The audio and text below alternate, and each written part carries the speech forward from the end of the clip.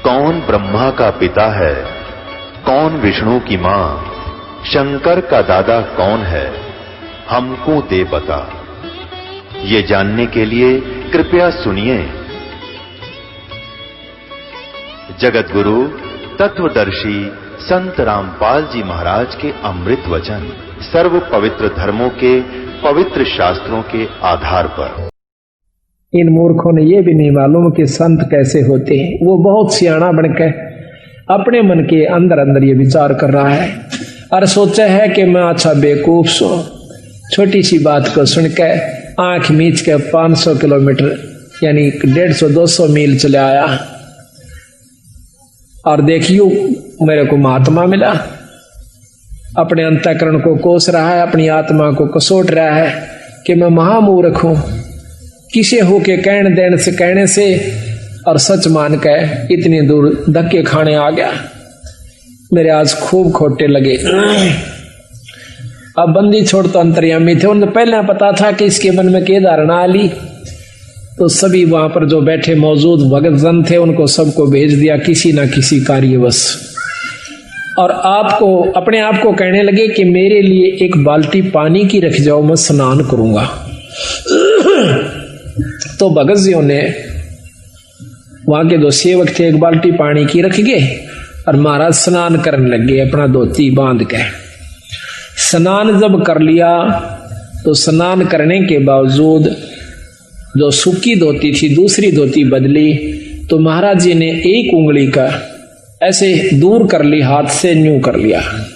ऐसा महसूस हो रहा कि जैसे इसका कोई चोट लगी हुई है।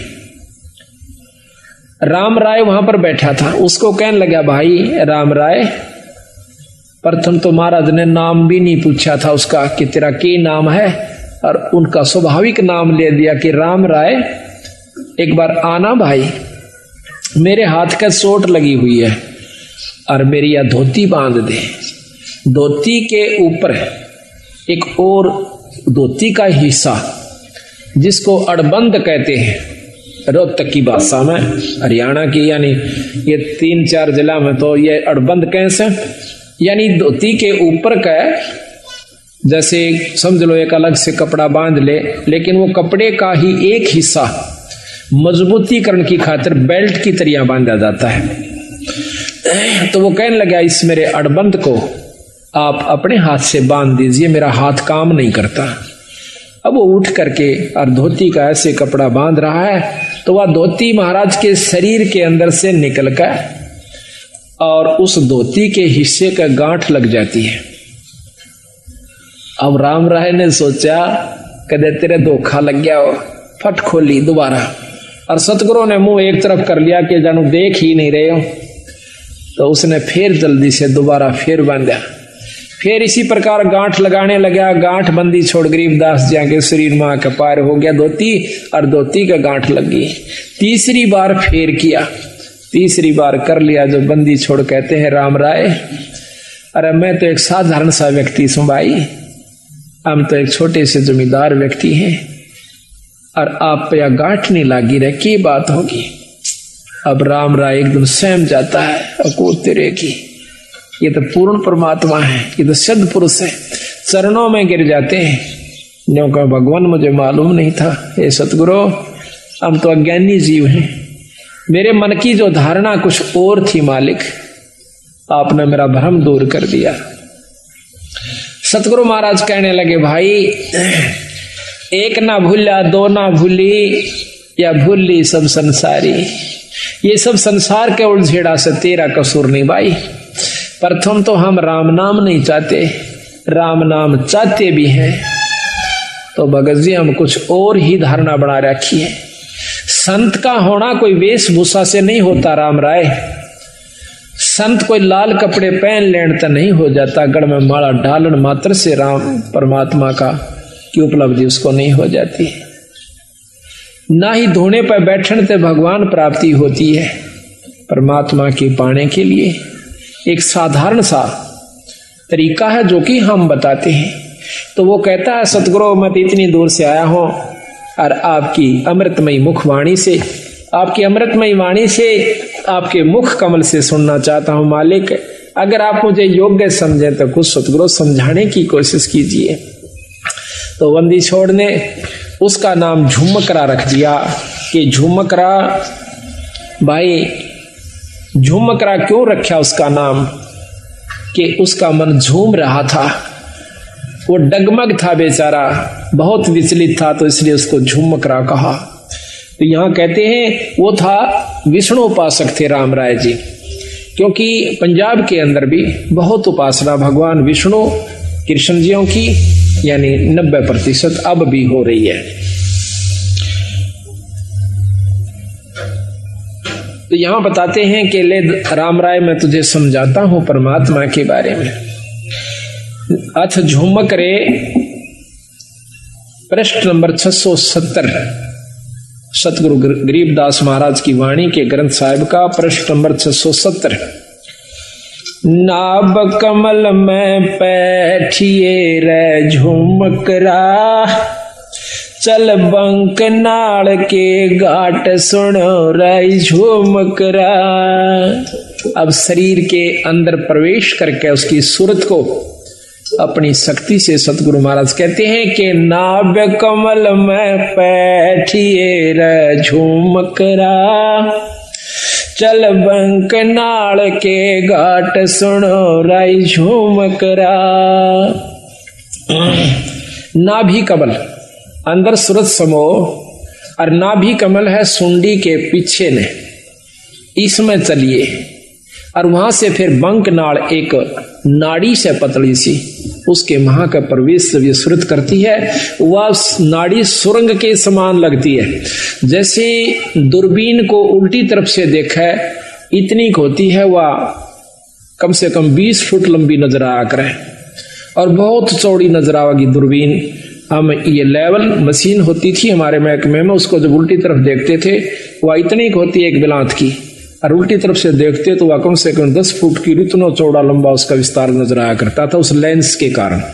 इसी प्रकार जब ये आत्मा ये जीव उस बंक नाल में प्रवेश करता है तो फिर ऊपर को यानी इन हड्डी के बिल्कुल साथ साथ अंदर की तरफ रीढ़ की हड्डी जिसको मेरुदंड भी कहते हैं, इसको कड़का बांस भी कहे से, इसके साथ साथ से अंदर की तरफ चलती है। उसमें काफी बंक है, ऐसे नो मोड़ के कभी यूं भी घूम जाती है मेरुदंड के साथ से, कभी सीधी चल रही है, कभी नो मुड़ जाती है, कभी यूं घूम रही है। इसको बंक नाल कहते हैं। ये कई प्रकार की हैं।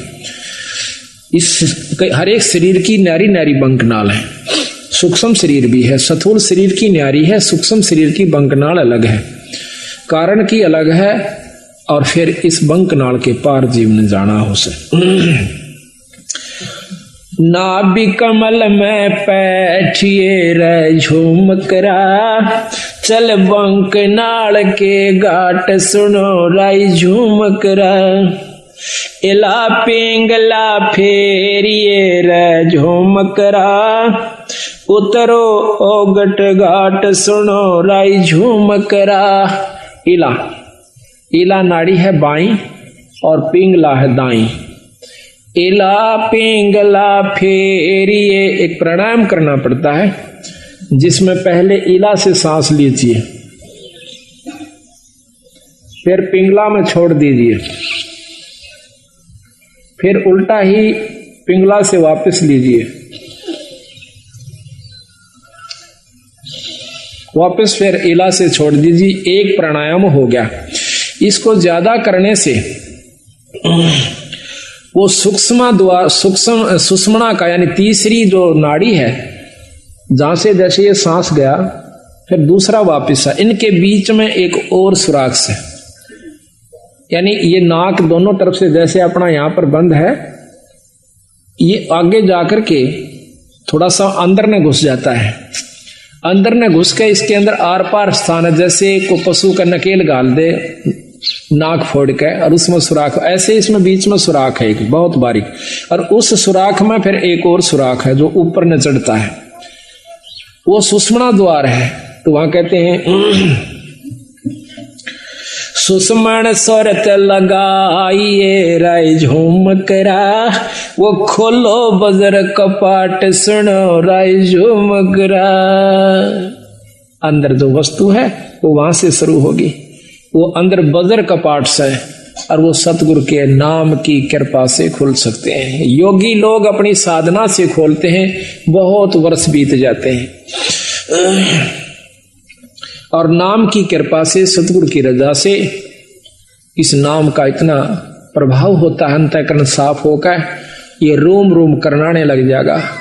आत्मा समय समय पर रह रहकर ईश्वर को रोना शुरू कर देगी तो समझो आपका सब कुछ खुल गया, सुषमना भी खुल गई, ब्रह्मरंध्र भी खुला हुआ है। तो जब तक प्रेम जीव में नहीं आता तब तक मुक्ति का अधिकारी नहीं होता। जब सत्संग सुनकर उसकी आंखों में तो पानी नहीं पड़ रहा है या सुमरण करते हुए अंतःकरण में उसमें ठेस नहीं लग रही है तो भक्ति प्रवेश नहीं हो पाई है। कोशिश कीजिए और ज्यादा। नाम सुमरण आप कर रहे हो तो सुमरण अपने जगह जमा हो चुका है, आपका हो रहा है, लेकिन अभी कमजोरी फिर होगी। उसका एक और तरीका, फिर सेवा कीजिए। आप सेवा करके देखियो किसी धाम पर अपने बंदी छोड़ के पर अपनी सत्संग में हाथ से सेवा करके देखना, और हो सके तो बर्तन तक साफ कीजिए, हो सके तो जूते तक भी साफ कीजिए, फिर देखना आपका सब कुछ खुल जाएगा। पर ये काम नहीं हो, ये होगा जो बात बनेगी। हम एक बार दिल्ली गए हुए थे, अभी 5-6 महीने हुए, फोटोओं के सिलसिले में एक गुरुद्वारे में चले गए। हमने ये चंवर लेना था। उस गुरुद्वारे जब हम जाते हैं तो हमारे जूते निकलवाए कि जूते निकाल दो जी। जूते निकाल करके टोकन दे दिया और एक ने जूते लिए हाथ में। प्रथम तो उसने साफ किए, माथे से लगाए, फिर दूसरे को दे दिए कि वहां रख दिए, फिर उसने अपने रुमाल से जो लाया हुआ था साथ उससे साफ किए। रुमाल को भी मत्थे से लगा और हमारे जूतों को भी मत्थे से लगा करके, और एक खोखा सा बना हुआ था जूतों का अलग से, उसमें धर दिया। अब क्रिया तो वो कर रहे थे और शरीर में गुदगुदी मेरे हो रही थी कि बंदी छोड़े। ऐसा भाव जब हो जावे तो फिर बाकी कुछ नहीं रहता और सही नाम मिल जावे। तो इतना ये सब व्यवस्था बनाने के लिए इस सत्संग की आवश्यकता पड़ती है, ऐसे समागमों की आवश्यकता पड़ती है। अभी तक हमने क्या देखा है कि हम कभी सत्संग में जाते नहीं, जाते हैं तो सिर्फ एक मुश्किल से अपना फॉर्मेलिटी सी करके चले आते हैं। लाभ तो उसका भी है, ऐसा नहीं है, लेकिन वही बात आओ भाई, जितना गुड़ गिरेगा उतना मीठा होगा। यही कारण से थोड़ा सा हिम्मत करो, क्योंकि सबसे बड़ा हमारा अभिमान अहंकार राक्षस है। जब हमने मत्था टेक दिया, जब हमने लंबी डंडौत ही कर दी, फिर कसर कौन सी राख ली? उसके बावजूद फिर अकड़ का है कि जब सर्व सौंप दिया तो फिर अकड़ नहीं। इसको करके देखो कभी तो कितना आनंद आता है। आप सत्कर मान लियो, मुझे तो आप मतलब समय नहीं देते, मैं अब भी आपके जूते साफ कर दो, ठाकर दर दो, मुझे कोई न, ये एक मात्र भी ये नहीं है कि मैं बहुत बड़ी पर उस पर पहुंच चुका हूं ना। ये जीव जब तक इस सृष्टि में है वो कुछ भी नहीं है। यहां से निकल ले जब जानिए तो हमारे अंदर ये बात कभी भी घर नहीं कर दी कि मैं संत हो रहा हूं और मेरे सैकड़ों हजारों से सो गए, मैं बहुत बड़ा बन गया। कुछ भी नहीं हो, जीव का जीव हो। अगर ये यहां से छुटकारा नहीं हुआ, अगर आखिर में भी पैर उलझ गया तो भी ज्यों का त्यों है, चक्कर फिर लंबा चौड़ा से। महाराज की कहते हैं कबीर, मन के मते ना चालिए, इस मन का के विश्वास, और साधु जब लग डर कर, जब लग पिंजड़ सांस। जब तक तेरे शरीर में सांस है ना तब तक बिरा रहना सावधान है।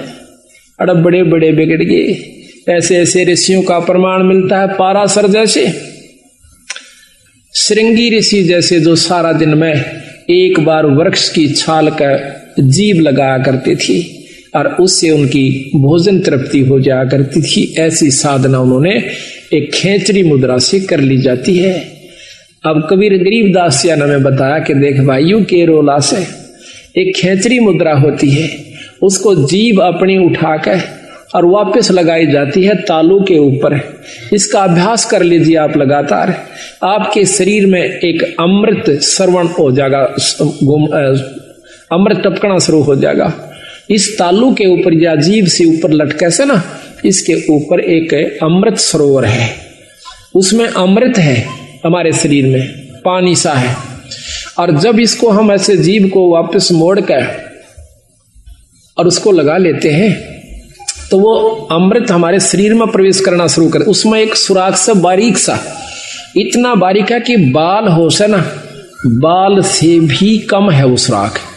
और जब हम वापस जीभ मोड़ते हैं तो वो वहां से थोड़ा सा उसके ऊपर एक पत्ता रखा हुआ है, बहुत मामूली सा, यानी सुराख वो होगा तो उसका ढक्कन कितना का होगा ये भी हिसाब ला लो।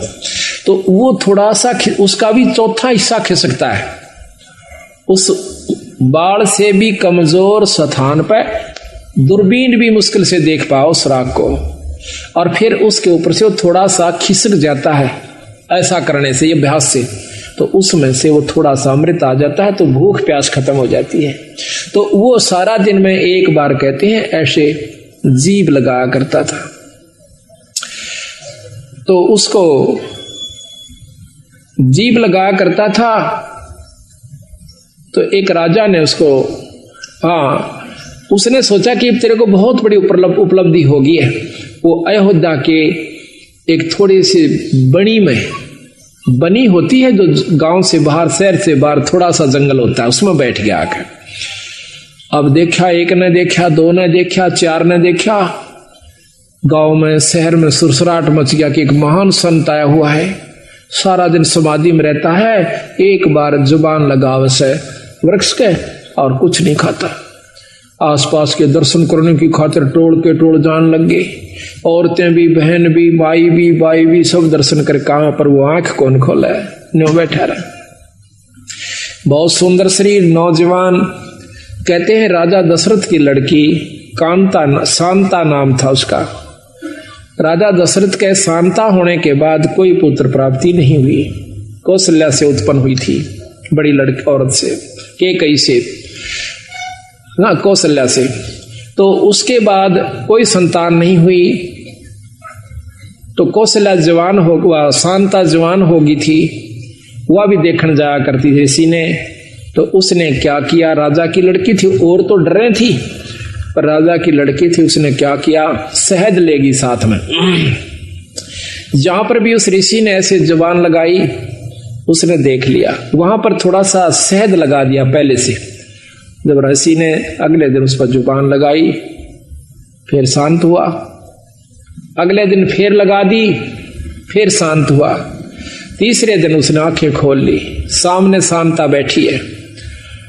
तो वो भोजन भी साथ बना के ले जाया करती कि जिस दिन आंख खोले महाराज को मैं भोजन कराऊंगी। भोजन करा दिया। कहने का तात्पर्य यह है कि आखिर में श्रृंगी ऋषि और शांता का विवाह हो जाता है। राजा दशरथ विवाह से मना करता है कि मैं ब्राह्मण के घर में क्षत्रिय को नहीं, क्षत्रिय की लड़की का शादी नहीं कर सकता। शांता उनके साथ चली जाती है, रामचंद्र जी की बहन। तो महाराज कहते हैं श्रृंगी ऋषि से वन में मोहे, यानी इस मन का कोई भरोसा नहीं। सतगुरु महाराज कहते हैं सावधान रहने में फायदा है। तो साधु जब तक डर रहे, जब लग पिंजर श्वास, जब तक अपने आखिरी शरीर में भी को थोड़ा बहुत भी रह रहा है, तब तक बच के रहने में फायदा से। ना जानिए कब और के को मत पैदा कर दे, वह मन खुद काल है। तो यहां बताते हैं कि वो खेचरी मुद्रा करने से उसमें ये शक्ति आ जाती है शरीर में, तो फिर परमात्मा प्राप्ति नहीं है उससे। हम उसी को ये मान लेते हैं कि इसको बहुत लाभ हुआ, ये बहुत बड़े संत है। अब देखिएगा, इस कुत्ते ने एक बार इसको रेन लाइए भगत जी, एक टूक गेर दे, और इसकी ये फिल्म लेना भगत जी, इस कुतिया की। अब इसको देख कर भी कालजा नहीं हिलता है, एक रोटी गेर दो उसको, वो आप जाना भगत जी वहां पर, वो फिल्म कुत्ती की देख पूरी अच्छी तरह, उसकी खाज लगी हुई है, के हाल हो रहा है इस बेचारी का। और ये भी कभी मनुष्य शरीर में थी, ये कभी प्राणी भी होगी, पटरानी भी होगी, आम औरत भी रही होगी, मनुष्य भी रही होगी। आज इसकी के हालत हो रही से, एक टूक की खातिर, एक रोटी खातिर या दर दर भरम रही है। और हम अब भी आंख नहीं खोलते, इतना ज्ञान होए पाछे भी, तो भाई बहुत कमजोरी में सो आप। तो महाराज कहते हैं सुषमण सोरत लगाइए राय झूमकरा, वो खोलो बजर कपाट सुनो राय झूमकरा। काया नगरी जद बस राय झूमकरा, जद घर आवे 8 सुनो राय झूमकरा।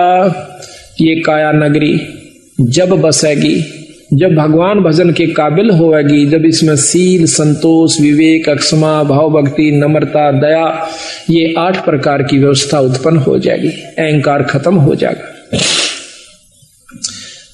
काया नगरी जद बसै राय झूमकरा, जद घर आवे 8 सुनो राय झूमकरा। 12 बांध लगाइए राय झूमकरा, नक सरवर पे ध्यान सुनो राय झूमकरा। शंख पदम उजियार है रे झूमकरा, जा कोट कलास सिभान सुनो राय झूमकरा। फिर उस ईश्वरीय शक्ति का आप दर्शन कीजिए।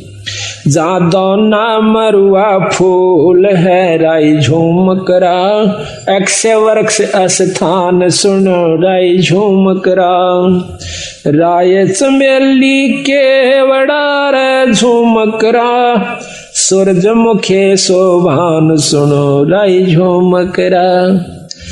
सुरत नरत 2 अंसणी रे झूमकरा, मान सरोवर नाम सुनो रे झूमकरा।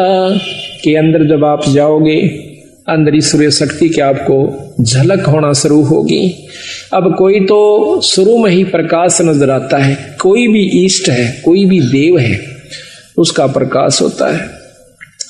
योगी जन या साधक जन, भगत जन, एक बार थोड़ी सी ऊपर झलक हो जाती है किसी प्रकाश की, किसी इष्ट की, तो वो सोच लेता है कि मैंने बहुत कुछ प्राप्ति होगी। तो कहते नहीं, अभी तो बहुत ऊपर जाना है। जैसे 0 के बल्लभ का भी प्रकाश होता है और 60 के बल्लभ का भी प्रकाश होता है, 100 का भी, मरकरी का भी, 1000 वाट के का भी, पर उसमें अंतर होता है। इसी प्रकार हर इष्ट में, हर परमात्मा में ब्रह्म, पार ब्रह्म, पूर्ण ब्रह्म, इन सब मंत्र बताया सतगुरु महाराज ने कि जब तक आप पूर्ण ब्रह्म से नहीं आपका संपर्क होगा, वो भक्ति नहीं मिलेगी, तब तक आप मुक्त नहीं हो सकते। लेकिन अभी तक जो ये झलक दे रहे हैं, जो झुमकरा को, राम राय को ज्ञान था 3 लोक की भक्ति का, वही बता रहे हैं। अनभय मालन ओह तेरी रे झूमकरा, फूलन सेज बिछाई सुनो राय झूमकरा। छतर सिंहासन श्वेत है रे झूमकरा, पलकों चौरा डुराई सुनो राय झूमकरा। अरस देवंगना गाँव ही रे झूमकरा, अनहद सबद घमोड़ सुनो रे झूमकरा। बिन पग का जा पंथ है रे झूमकरा, मकर तार की डोर सुनो राय झूमकरा। और कहूँ कुछ और है रे झूमकरा, बिन देही का देव सुनो रे झूमकरा। स्वर्ग रसातल में बसे रे झूमकरा, जाके कर ले सेव सुनो राय झूमकरा। 3 चरण चंता हमणी राय झूमकरा, गर्दन गरीब मरोर सुनो राय झूमकरा।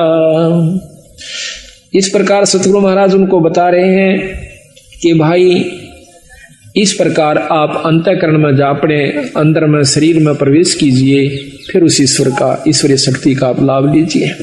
अगर जब तक आप ये लाभ नहीं पाओगे, तब तक ऊपर की बातें तय पूर्ण लाभ प्राप्ति नहीं होगा। केवल पाठ मात्र से भी लाभ नहीं है, केवल आपको धाम पर जाने से भी लाभ नहीं होगा, केवल सत्संग मात्र कराते रहने से ही लाभ नहीं होगा, जब तक आप अपने अंतःकरण में झांक कर नहीं देखोगे।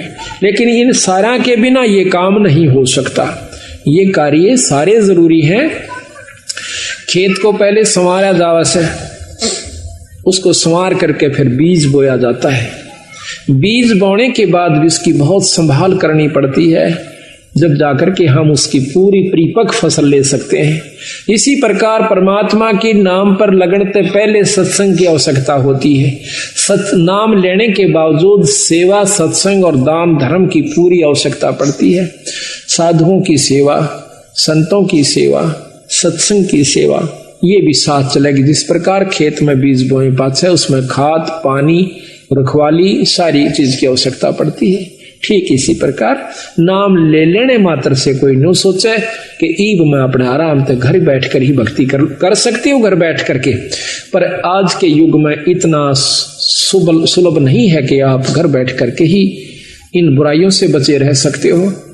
ये तो बार बार जैसे कितना ही सुथरा मकान हो और सारे के चिप्स ला रखी हो, उसको आप बंद कर दीजिए। एक हफ्ते के बाद खोलिए, उस पर दो सूत उस पर धूल जमी मिलेगी। जबकि खूब बंद कर दिए खिड़कियों को, दरवाजों को, फिर भी उसके ऊपर डस्ट यानी धूल जमी पाओगी। मेज पर देखना कपड़ा मार के एक हफ्ते के बाद। इसी प्रकार अगर आप सत्संग में नहीं आओगे तो आपके अंतःकरण में इतना मैल जमा हो जाएगा और एक समय ऐसा होगा कि आपको सुमरण और सत्संग कड़वा लगने लग जाएगा। आज आपने प्यारा लगे पर उस समय ये आपको सुहावा नहीं गा। कई बार आप सत्संग पाठ करना चाहते हो, नित्यनेम नहीं कर पाते। कई बार नाम पर लगाना चलते हो, मन को मन नहीं लगता, कहीं और उलझेड़े मुड़ जाता है। कोशिश करने से भी नहीं लगता, उस दिन आनंद नहीं आता आपको। कारण क्या है कि आपके अंतःकरण में कोई मैल आ गया, किसी कारण से भी, किसी की द्वेषता का, किसी प्रिय मित्र की और कोई अप्रिय घटना का कोई भी विक्षेप आ चुका है, जिसके कारण आपको वो प्रिय वस्तु आज फिर अप्रिय होगी। तो इसी प्रकार सत्संग में आने से जानकारी होती है कि ये कोई काहू का है नहीं, झूठा संगी साथ या कोई किसी का नहीं। कबीरा चिंता तो सतनाम की और ना चिंता दास, अर जय कोई चिंता नाम बिना वह काल की फांस। ये काल की पास है, काल इसको फंसा के रखने की खातिर उसके मन में सो विक्षेप, क्रोध, अहंकार या कोई चिंता फिक्र बनाए रखे कि कहीं ये भक्ति भाव में ना लग जाए। तो उस दिन और ज्यादा भक्ति करे, परमात्मा का नाम लेवे, कोई किताब धार्मिक पढ़ लेवे, अपने गुरु से मिलन की कोशिश करे, संत से मिलन की कोशिश करे, आसपास कोई सत्संग हो तो उसमें जाने की कोशिश करे, ताकि आपके मन का जो अंतःकरण के अंदर जो विकार आया हुआ है वो ठीक हो जाए। घर में नहीं ठीक हो सकता, या तो सुमरण अधिक करे, ना चाहते हुए भी करे उस सुमरण को, उस दिन फिर आप ठीक हो जाओगे। इसी प्रकार सत्संग की आवश्यकता पड़ती है। तो ये बहुत लंबा प्रकरण कबीर साहब ने दिया है, गरीबदास जी ने दिया है, उनके बारे में जो मकरा को बताया है। इन्होंने ऊपर बताया कि इससे ऊपर एक और शक्ति है भाई, वो क्या है? ब्रह्मा विष्णु में से, क्योंकि वो खुद भी विष्णु उपासक थे राम राय जी। सकल भेद तो से कहूं रे जो मकरा, सुनियो शब्द संदेश सुनो राजो मकरा। अब ये योगियों का मार्ग तेरे बस का कोना भाई राम राय। ये ना तो आप ऐसा साधन अपना सकते, ना इतना समय आपको मिल सकता। अब बताता हूं सही भेद। एक शब्द संदेश, गुरु से उपदेश लिए पूरे संत है। नाम वो भी हो जो वही हो जो कि प्रमाणित है। फिर वो गुरु के पास वो सार नाम हो, और सार नाम के बाद आपको शब्द प्राप्ति करवावे। सार नाम के बाद शब्द का नंबरा होगा। तो जब तक शब्द प्राप्ति नहीं होती तो भी आप पूर्ण मुक्ति के अधिकारी नहीं हो पाओगे। तो इतना गजब काम है। तो महाराज कहते हैं सकल भेद तो से कहूं रे झूमकरा, तुम सुनियो संत संदेश शब्द संदेश सुनो राय झूमकरा। इन नैना दिखलाइए रे झूमकरा, कैसा है वो देश सुनो राय झूमकरा। अब बंदी छोड़ कहते हैं कि ना तो तने समाधि यानी ये कोशिश करने की आवश्यकता प्राणायाम आदि की, मेरे शब्द में मेरे नाम में वो शक्ति आपको इन आख्यात नो का नो आंख खुली है और सुरत सतगुरु के चरणों में जा चुकी होती है। इसको सहज समाधि कहते हैं। ये मेरे नाम में शक्ति है, मेरे शब्द में शक्ति है। सकल भेद तो से है कहूँ राय झूम करा, सुनियो शब्द संदेश सुनो राय झूम करा। इनने ना दिखलाइए रे झूम करा, कैसा है वो देश सुनो राय झूम करा। पल नीचे पल ऊह परे रे झूम करा, तामद नरक निहार सुनो राय झूम करा। अजर नजर आवे नहीं रे झूम करा, खेले अदर अदार सुनो राय झूम करा। दरने बामे आंगणे रे झूम करा, स्वर्ग रसातल बहन सुनो रे झूम करा। तेरे कुटी छाजे बैठ कर झूम करा, वो देखो राम रतन सुनो राय झूम करा। तिरकुटी छाजे, उस तिरकुटी का अंदर पहुंच के और फिर उस राम रतन को देखो, ईश्वरीय शक्ति को देखो। सन का दिक नार दरट रे झूम करा, ये रट ब्रह्मा विष्णु महेश सुनो रे झूम करा। अब अपने उसको बताते हैं सतपुरुष को कि जिसको ब्रह्मा विष्णु महेश भी जिसका नाम जपते हैं, उस शक्ति को उससे संपर्क बना भाई। सहस फुना मुख गावई रे झूम करा, ये ध्यान धरत है शेष सुनो रे झूम करा। एन रख रे झूम करा, ये बगल बिदा को देख सुनो रे झूम करा। नैनो ही में नैन रख रहे झूम करा, नैनो में अपने सुरत के नैन को अंदर जो अंतःकरण के नैन से मिला। दास गरीब अतोल है रे झूम करा, अवगत पुरुष अलेख सुनो राय झूम करा। वो पूर्ण ब्रह्म परमात्मा सतपुरुष सतलोक के अंदर है और उससे आप संपर्क करो। ऊपर क्या क्या चीज बताई महाराज ने कि सतलोक में क्या है। अदर सरोवर अदर हंस रे झूम करा, अदर नदी परवाह सुनो रे झूम करा। अदर नान स्नान है रे झूम करा, अदर माछ मन राह सुनो रे झूम करा। अदर बाग बेले बने रे झूम करो, अदर फूल गुंजार सुनो रे झूम करा। अदर समाधि लाई ये रे झूम करा, अदर देख दीदार सुनो। और ऊपर समाधि लाइए फिर आपको क्या क्या चीज दिखाई देंगे। अदर राग रंग होते है रे झूम करा, अदर रास बिलास सुनो राय झूम करा। अदर सरा साहेब धनी रे झूम करा, अदर चौर खैवास सुनो रे झूम करा। अदर नगर अवगत बस रे झूम करा, अदर वृक्ष विस्तार सुनो रे झूम करा। अदर सुराही फिरत है रे झूम करा, अदर होवे जो नार सुनो रे झूम करा। अदर पाक प्याले फिरे रे झूम करा, अदर बसे मतवार सुनो रे झूम करा। अदर बीज भूमि अदर रे झूम करा, अदर तमाम जुहार सुनो रे झूम करा।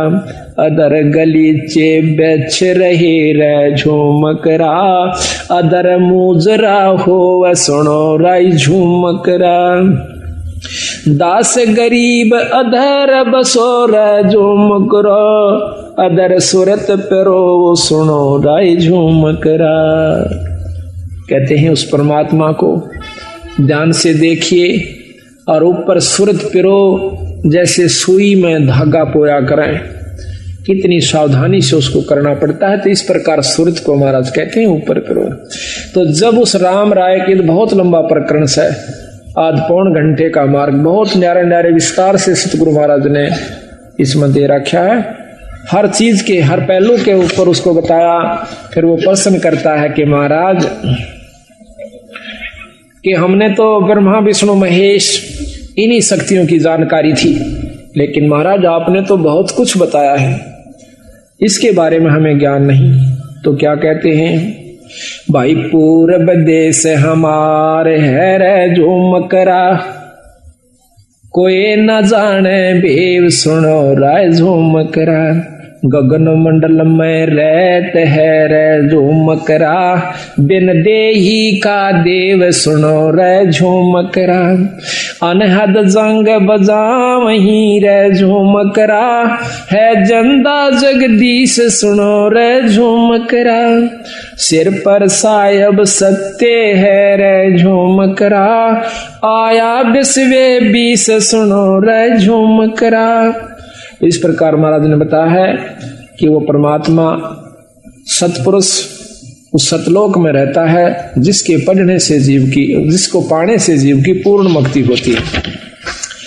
फिर उसने पूछा है राम राय ने कि महाराज भगवान विष्णु और भगवान शंकर, ब्रह्मा जी, माता जी, ये भी परम शक्तियां हैं। उन्होंने बताया कि हाँ शक्तियां हैं, पर भाई ये तीन लोक की परम शक्तियां हैं, ये तीन लोक के मालिक हैं, तीन लोक के अंदर ये पूर्ण समर्थ है।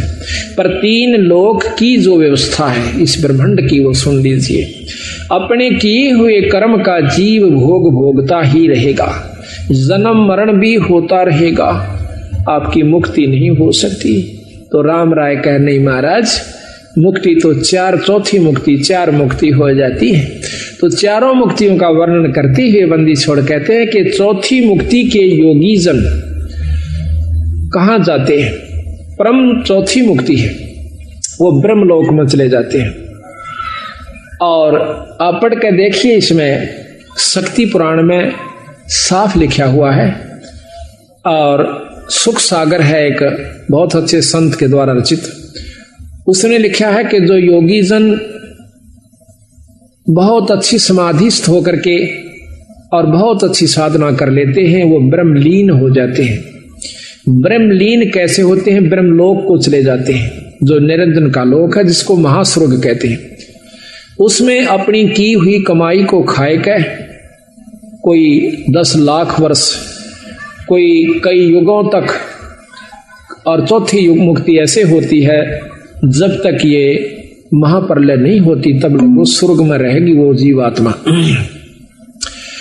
और जब उसकी ये चौथी मुक्ति खत्म हो जाएगी, वो फिर जीव रूप के अंदर इस मृत मंडल में ऐसे ही चक्र काटेगा जिस प्रकार आज हम काट रहे हैं।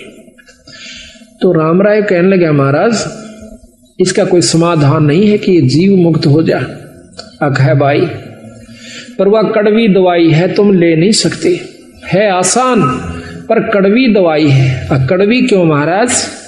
कड़वी न्यू है कि तुम जिस रंग में रंग चुके हो इससे ऊपर नहीं उठ सकते। हम इन शक्तियों का आदर करते हैं, हम इन शक्तियों का यथोचित आपको लाभ व स्थान बता रहे हैं, और वही आपके शास्त्र बता रहे हैं। और फिर हम यहां से कति छुटकारा आपको दिवा करके और अपने लोक में ले जाएंगे, सतलोक में। वो कहा महाराज सतलोक, वो सचखंड सुनासी। हाँ सचखंड, वो कौन सा है? कि वही विष्णु लोक सचखंड है। हाँ वो भी सचखंड है, विष्णु लोक भी सचखंड है, वो सतलोक है। लेकिन असली देखो, राजधानी तो चंडीगढ़ भी है और राजधानी दिल्ली भी है। तुमने राजधानी शब्द सुना है, पर उसकी जानकारी को ना कि राजधानी चंडीगढ़ में किस शक्ति की स्थान वास है और दिल्ली के अंदर किस शक्ति का वास है, यही मैं बताना चाहूं सो आपने कि विष्णु लोक भी सतलोक है बीरा, पर सतलोक एक और भी है जिसके सबके ऊपर जिस शक्ति का पूर्ण रूप से वास है। क्या है वो? पूर्ण ब्रह्म परमात्मा, उसके ऊपर कोई शक्ति नहीं है।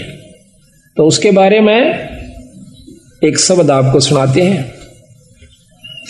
निर्विकार निर्भय तो ही और सकल भय माने जी साधो, और सकल भय मान सब पे तेरी साहिबी, सब पे तेरी साहिबी, तुझ पर साहिब ना, निर्विकार निर्भय, निर्विकार निर्भय तू ही और सकल बेमान, ये जी साधो और सकल बेमान। सब पे तेरी साहिबी, सब पे तेरी साहिबी, तुझ पर साहिब ना, निर्विकार निर्भय। संध्या सुमरण आरती भजन भरोसे दास, ये जी साधो भजन भरोसे दास। मनसा वाचा कर्मणा, मनसा वाचा कर्मणा, जब लग घट में सांस, निर्विकार निर्भय, निर्विकार निर्भय तू ही और सकल बेमान, ये जी साधो और सकल बेमान। सब पे तेरी साहिबी, सब पे तेरी, तुझ पर साहिब ना, निर्विकार निर्भय। सांस सांस में नाम जपो, व्यर्था सांस मत खो, ये जी साधो व्यर्था सांस मत खो। बेरा ना इस सांस का, बेरा ना इस सांस का, आवण ओक न हो, निर्विकार निर्भय, निर्विकार निर्भय तू ही और सकल बेमान, ये जी साधो और सकल बेमान।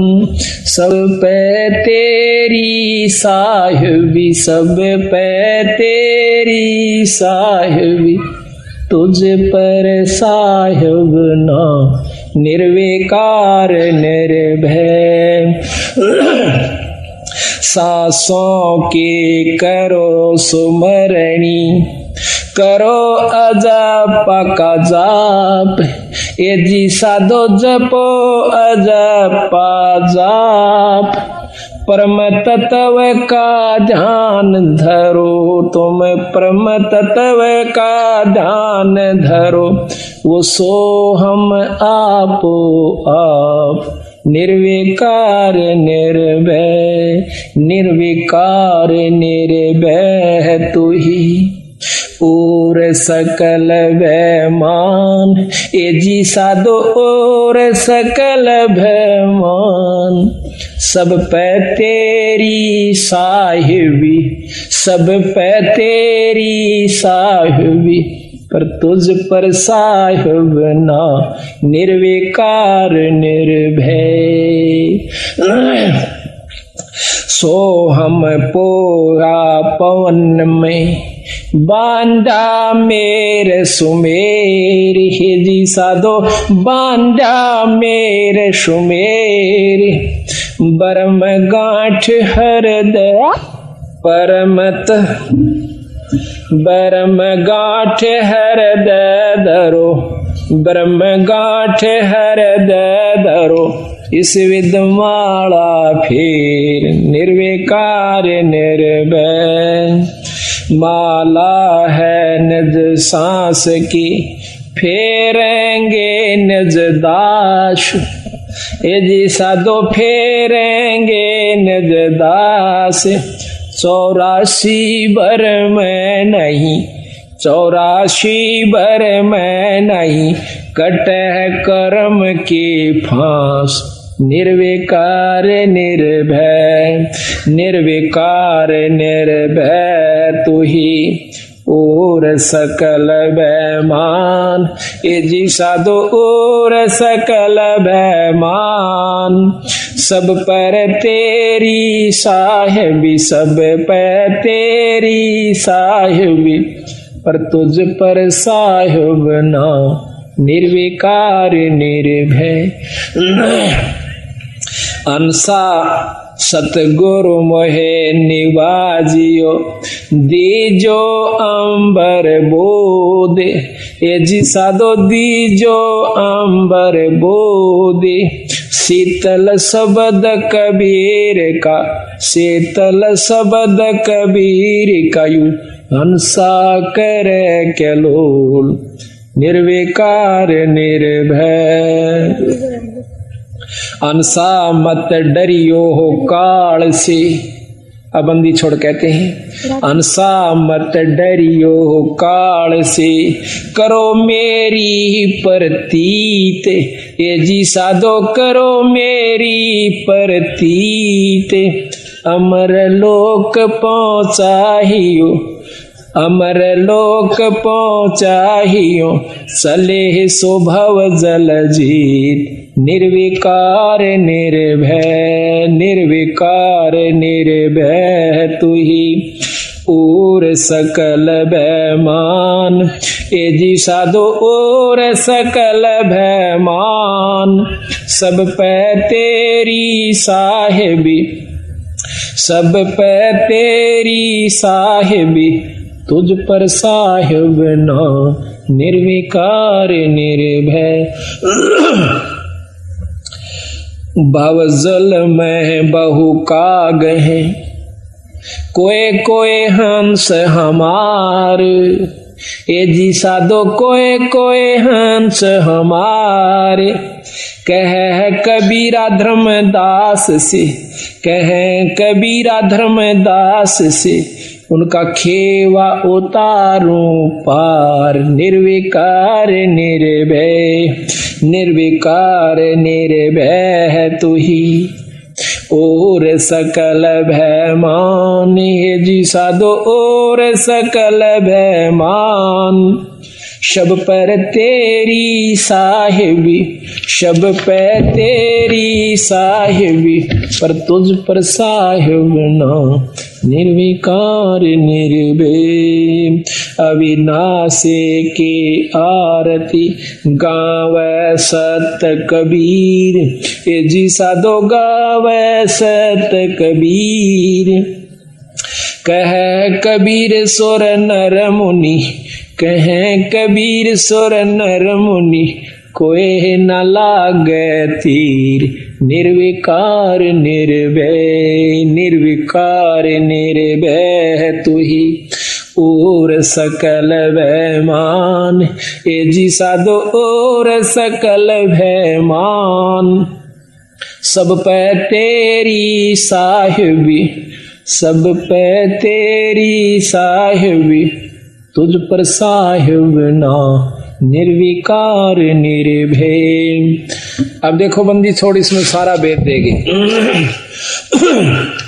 धर्मदास जी विनती करते हैं कि परमात्मा अब मुझे ज्ञान हुआ मालिक कि तेरे ऊपर कोई शक्ति नहीं है। पहले वो राम कृष्ण के उपासक थे और वृंदावन के अंदर गए हुए थे।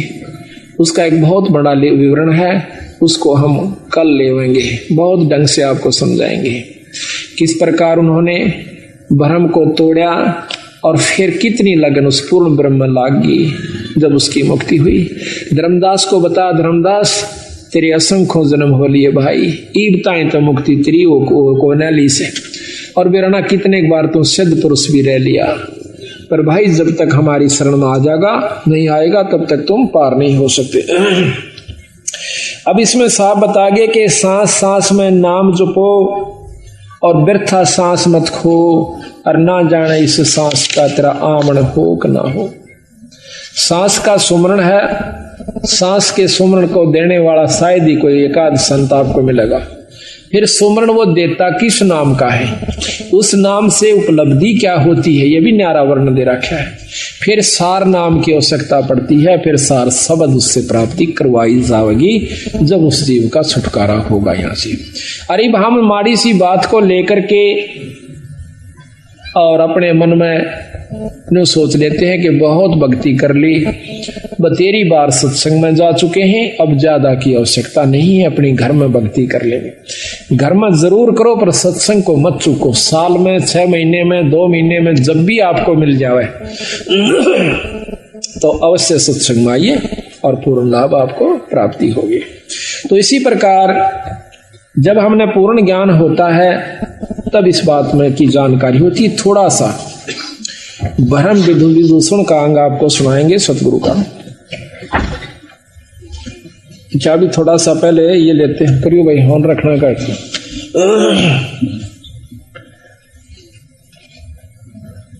आदि पुराण आपको सुनाते हैं, कुछ अंश का, सारा तो नहीं सुना सकते क्योंकि उसका थोड़ा थोड़ा आपको भेद दिया जाएगा। आदि पुराण से इस बात की पूर्ण रूप से जानकारी हो जाती है कि बंदी छोड़ कबीर गरीबदास जी पूर्ण परमात्मा थे। उन्होंने आज से लाखों वर्ष पहले की रामायण को लिख दिया। सतयुग के अंदर जो व्याख्या हुई है, जो जो संत हुए उनके पूरा प्रमाण उन्होंने हमें दिया। और गीता जी को लिखा, 18 पुराणों का समावेश अपने वाणी के अंदर कर दिया। और इस वाणी के पाठ मात्र से कितना लाभ हो जाता है इसका आपको पूर्ण लाभ हो ज्ञान होगा। बंदी छोड़ महाराज ने भगवान शिव जी की बहुत महत्व गाया हुआ है। अब महत्व गाने का तात्पर्य यह है कि जितना शंकर भगवान हमें लाभ दे सकते हैं उन्होंने इसमें वर्णन कर दिया कि आप ये काम कर सकते हो। जैसे नवाब राज्य के अंदर नवाब होता है, नवाब के बारे में भी पूरी जानकारी संविधान में लिख दी जाती है। जैसे मुख्यमंत्री के बारे में, आजकल मुख्यमंत्री हो गए तो मुख्यमंत्री के बारे में पूरी जानकारी दी जाती है। इतिहास अपने कानून के अंदर के इसमें कितनी शक्ति है, ये क्या कार्य कर सकता है और कितनी इसको पावर्स होती हैं। फिर इसके बाद प्रधानमंत्री की भी लिखी जाती है। इस प्रकार गरीबदास महाराज का ये ग्रंथ साहब परमात्मा का संविधान है। इसमें जिस इष्ट की जितनी शक्ति है वह खोल कर लिखी है और उसका लाभ बताया है और फिर उसकी हानि बताई है।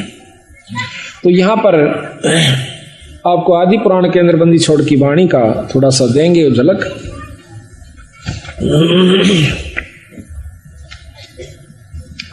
अब थोड़ा सा रामायण का झलक आपको सतगुरु की वाणी के अंदर। रामचंद्र और लक्ष्मण आए, भरत शत्रुघ्न पृथ्वी पर धाये, जाके नाम से लातर जाई, जाकी नारे हरी रे बाई। कि जिनके नाम से पत्थर तिर गया और उसकी पत्नी को उठा लिया गया। जाग जिनके नाम से लाते जाई, जाकी नार हरी रे बाई। जाके हनुमान अधिकारी, पवन पुत्र बलवंत बहुबारी। जाके अंगद और सुग्री माँ, साज चढ़े दल बादल खीमा। जाके जामवंत बलवंता, रिच और बंदर चढ़े अनंता। जाके नल और नील संगाती, सरवर बांध लिए बहु हाथी। जा दिन अंगद सला फेराई, रावण दूत सभी थे भाई। जिस दिन अंगद ने अपने पैर रख दिया उस दिन नौका है वो रावण के निरे दूत थे। शिला के ऊपर पत्थर पैर रख दिया कि मेरे पैर न घुमा दो, तुम ज्यादा योद्धा हो। तो कहते हैं कि रावण के वो सभी दूत वहां पर थे, उनसे अंगद का पैर नहीं हिला। एक दूत टरा नहीं टारा, रावण गर्भ की आसो हारा। अब गर्भ का ऊपर फेर ले आए सतगुरु कि रावण ने अभिमान कराया था अपने भाई बेटे और पोतों का, एक से एक बलशाली भाइयों का और सर्व सोने की लंका का तो कहते हैं उसने गर्भ किया सो हारा। एक दूत टरा नहीं टारा, रावण गर्भ किया सो हारा। जाक पौनी हनुमंत बंका, सो तो कूदा लंक बिलंका। जिन 9 लाख बाग उपारा, सो तो डारे दिया मझधारा। 9 लाख बाग को पाड़ के और जंग उसमें समुद्र में फेंक दिया सारे को। ये प्रकरण उस समय का है जब हनुमान जी भगवान राम की अंगूठी को, मुद्रिका को लेकर के और सीता की खोज में जाते हैं। तो वहां पर उन्होंने सुराख मिला कि रावण उठा ले गया है शायद, तो उसके अंदर कूद जाते हैं, समुद्र पार कर जाते हैं हनुमान जी। तो सीता एक वृक्ष का नीचे बहुत मायूस हुई बैठी थी। अब वो जाकर देखा कि माता तो यहां पर बैठी हुई है। उसने ऊपर से उसी वृक्ष पर छोटा सा रूप बनाकर हनुमान जी बैठ जाते हैं, ऊपर से मुद्रिका डाल देते हैं सीता माता की गोदी में, झोली में। एकदम उस मुद्रिका को देखकर सीता सहम जाती है कि पहले तो दुख पाड़ से भरा था और ये दुख और भारी हो गया। ऊपर देखे एक बंदर बैठा हुआ, अब एकदम भयभीत हो जाती है, घबरा जाती है कि आज पाड़ का दुख का पाड़ टूट चुका है कि इस बंदर ने मेरे पति को खा लिया है और यह अंगूठी इसका हाथ लागी, इसको लिए फिरा था, आज इसने मेरी झोली में घेर दी या मेरे ऊपर पड़ गई। हे विधाता, ये तेरा कैसा लेख है। यूं कह के पूछती है कि हे बंदर, तो ये अंगूठी लाया कहां से, एक बार जल्दी सी बता। अंतःकरण की बात को जान कर हनुमान जी नीचे आ जाता है। बोला, माँ मैं भगवान राम का दूत हनुमान हूं और मैं आपकी खोज के लिए आया हूं, चिंता ना करें। हमें मालूम नहीं था कि किसने आपको उठाया है, आज हमें जानकारी होगी है और ईब में जाकर भगवान को बताऊंगा, आपको छुटवा ले जाएंगे। तो वो कहने लगा, मां मैंने भूख लगी है, अगबाई नो करिए, कोई नीचे पड़ा हो ना कोई फल है उसने खा लिए, भाई तोड़ कर मत खाइए। देख मेरा कोई गुजारा नहीं से और ना मेरी यहाँ पर कुछ बूझ है, ना मैं तेरे अनपान करवा सकती भाई, मैं तो यहाँ मजबूर बैठी सी। तो जब उसने देखा कि देखो राक्षस ने हमारी माँ का क्या हाल कर रखा है, एकदम हनुमान जी का शरण उठी, कहते हैं सारे फल तोड़ गिरे, बगा दिए, तोड़ तोड़ कर खाए, इतने खाए बाकी फेंक दिए। कहते हैं रावण के जो बाग के रखवाड़े थे वो आकर हनुमान जी को मारने लगे, बांदर समझ के जुनसे का पूछ मारा, वो 3 चक्कर काटर गोली हो ले। सारे भाग भाग के अब राम तो रावण के पास आते हैं, वहां से फिर एक लंबा विस्तार से और उसको भेज देते हैं। अंगद उसके रावण का पुत्र था जो मेघनाथ था, उससे फिर उस पर उसके फांस में आ जाते हैं, सिर्फ अपनी लीला दिखाने की खातिर। फिर उसको रावण के दरबार में ले जाते हैं, वहां भी काफी लंबा प्रकरण है। आखिर में वहां भी उनको सब काबू नहीं आते हैं, उनकी पूंछ का जो है आग लगा दी जाती है, सारी लंका को जला करके, और फिर आखिर में कूद कर और फिर माँ सीता के पास आते हैं अपनी पूंछ बुझाकर। वानो बोली रे तने के चाड़ा कर दिया हनुमान, मेरा तो पहले 2 पांव जगह नहीं थी। अरे भाई मन तो जीर्ण नहीं देंगे, आइयो सो मत आइयो, इतने तो मन खत्म कर देंगे। अक नहीं माँ, इनमें इतनी हिम्मत नहीं है कि ये आपको कुछ कह दे, आप चिंता मत करो, मैं ईब आया और यो गया और बहुत जल्दी आ रहे हम। तो वहां पर जब हनुमान जी वापस आते हैं तो रामचंद्र जी एक तरफ ले जाते हैं एकांत में हनुमान जी को। हनुमान जी ने कहा महाराज सीता माँ का पता लग गया, एक तरफ ले जाते हैं। अब रामचंद्र जी अपनी सूझबूझ का काम लेते हैं, पहले हनुमान से ये पूछ लूं कि कहीं वो रावण की तो नहीं हो चुकी है। अगर वो रावण की हो चुकी है फिर हम नहीं छुटवाएंगे, फिर क्यों खाम खा दुनिया के लाल मरवाए, क्यों फौज खत्म करी। अगर वो उसकी हो चुकी है तो हम नहीं लावांगे। तो एकांत में जाकर ने पूछा है, हनुमान जी आपने सीता के दर्शन किए कि महाराज किए? मेरे हनुमान रामचंद्र जी पूछते, हनुमान जी कैसे वस्त्र पाए थे और आपको खाने के लिए राज दरबार में लेके गई थी, क्या वही मंगाया था? रावण के सेज पर वह जाती है कि नहीं जाती है? कैसा हार श्रृंगार कर रखा था? तो हनुमान जी कहते हैं, भगवान अब उसका थोड़ा सा वर्णन आपको सुनाते हैं। यानी एक एक बात इतनी मार्मिक ढंग से गरीबदास ने लिख रखी, शायद तुलसी शायद भी नहीं लिख पाए होंगे।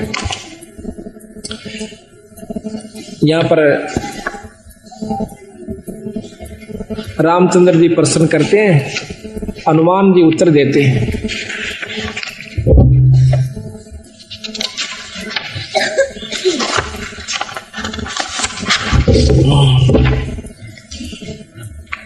अब रामचंद्र जी कहते हैं, अरे बंसर क्या खबरा लाए, अरे बंसर क्या खबरा कपिलाए, कौ सीता की बात बता सब, तने क्या क्या भोजन पाए। रामचंद्र जी पूछे हैं कि बताओ आपने क्या क्या भोजन खाया, यानी सीआईडी रूप से पूछते हैं कि इसके मुंह तक कुछ तो बात निकलेगी, कहां जी मुड़ गया था। अरे बंसर क्या खबरा कपिलाए, कौ सीता की बात बता सब, वे क्या क्या भोजन पाए। कैसी प्रीत करी तुम सेती, व्यंजन कहाँ जमाए, कहाँ जमाए, के खुआया तेरे ताई। और कहो हनुमंत संत जन मेरे, तुम भूखे रहे ढाए। कैसा बदन विनोद सती का, बूझ तो हूं मन लाए। देखियो मैं सत बाबू जो कह देता हूं और कि मैं कह दे।